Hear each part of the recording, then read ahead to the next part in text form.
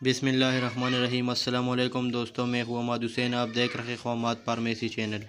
दोस्तों, आज हम बात करते हैं हेपेटाइटिस बी के बारे में, यानी काले यरकान, जो हमारे साथ एक बहुत अहम टॉपिक है। तो वीडियो को लास्ट तक ज़रूर देखें।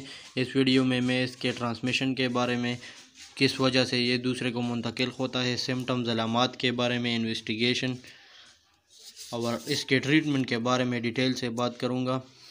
तो स्टार्ट करते हैं। हेपेटाइटिस हम कहते कैसे? Hepa mean liver, itis mean inflammation, यानी जिगर का जो हमारे साथ सोजिश है उसको हम हेपेटाइटिस कहते हैं। और बी हमारे साथ एक वायरस है, हेपेटाइटिस बी हमारे साथ एक डीएनए वायरस है, जिस तरह कोरोना हमारे साथ एक आरएनए वायरस है।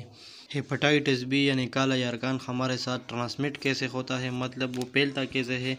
तो मुख्तलिफ रीज़न की वजह से फैलता है। जैसा कि कोई किसी शख्स में एनीमिया हो और वो ब्लड ट्रांसफ्यूजन करवाना चाहता है, कोई बंदा उसे ब्लड दे रहा हो, वो ब्लड उसे डोनेट करे और ये एक्सेप्ट करे, तो दोनों को ये हेपेटाइटिस बी हो सकता है।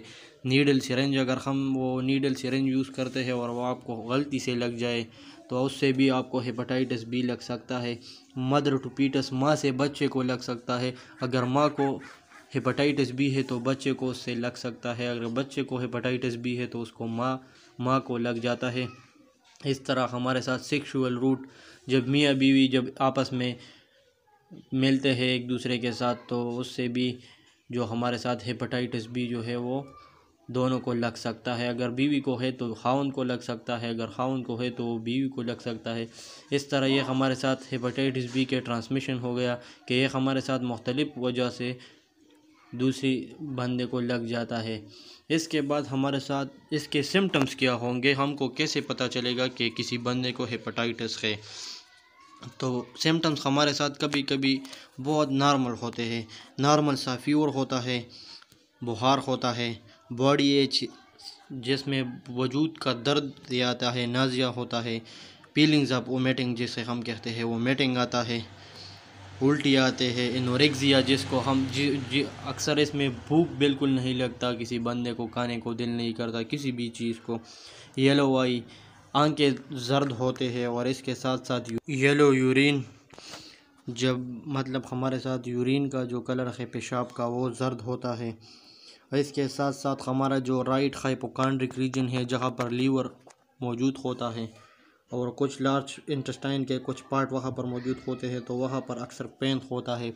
एब्डामिन के जो हमारे साथ गैस्ट्रिक रीजन पर भी पेन होता है। इसके साथ साथ इंक्रीज बिलिरुबिन इन ब्लड, हमारे खून में बिलिरुबिन की वैल्यू बढ़ जाती है।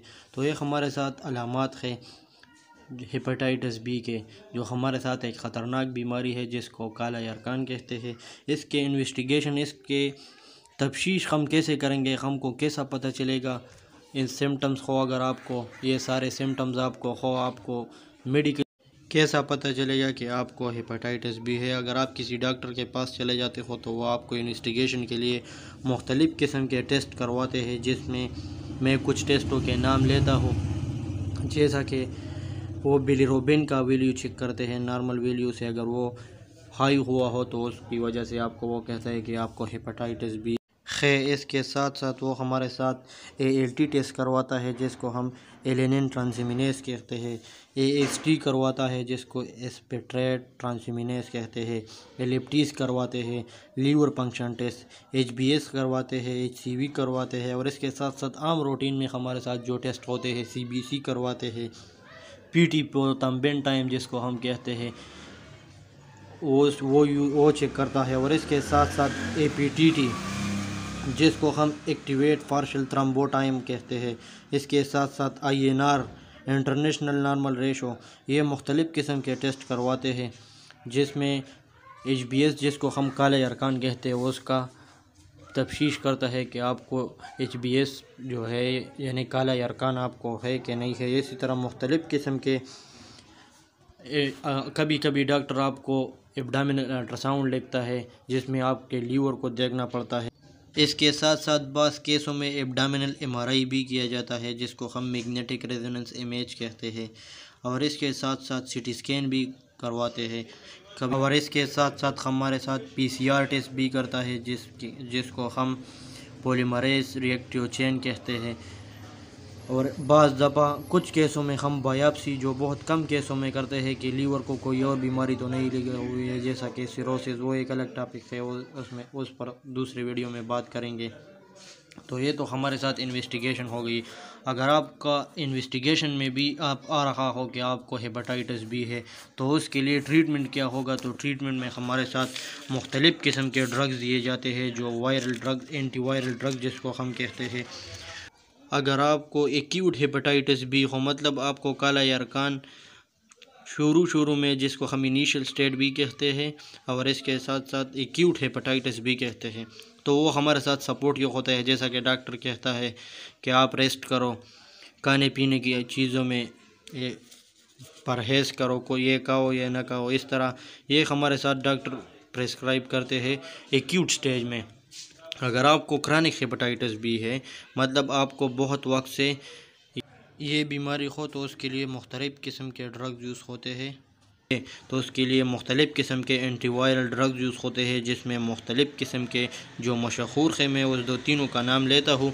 एंटीवायरल ड्रग्स हम इसके लिए यूज़ करते हैं, जिसमें पिगलेटेड एंटीफिरान अल्फा ये ड्रग्स यूज़ करते हैं, टेनोफिवेर, एंटिकवेर, जिस तरह ये तीनों ड्रग मैंने जो नाम लिए, ये बहुत मशहूर है, जो क्रॉनिक हेपेटाइटिस बी के लिए इस्तेमाल होते हैं। डॉक्टर एडवाइस करते हैं इसे।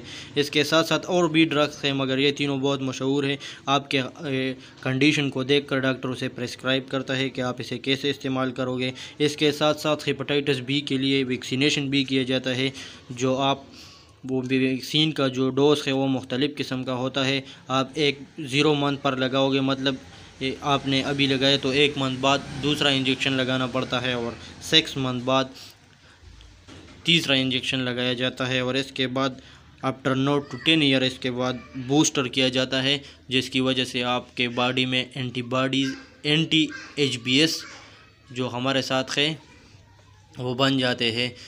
जो हमारे साथ एंटीबॉडीज़ बन जाते हैं, वो एंटीजन के खिलाफ काम करते हैं, जो HBS एंटीजन से। तो ये ट्रीटमेंट हो गई HBS के लिए, जिसको हम काला यरकान कहते हैं। तो ये थी मेरी आज की वीडियो।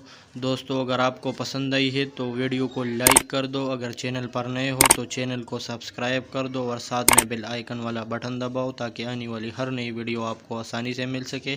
फिर मिलते हैं नेक्स्ट वीडियो में। अल्लाह हाफिज़।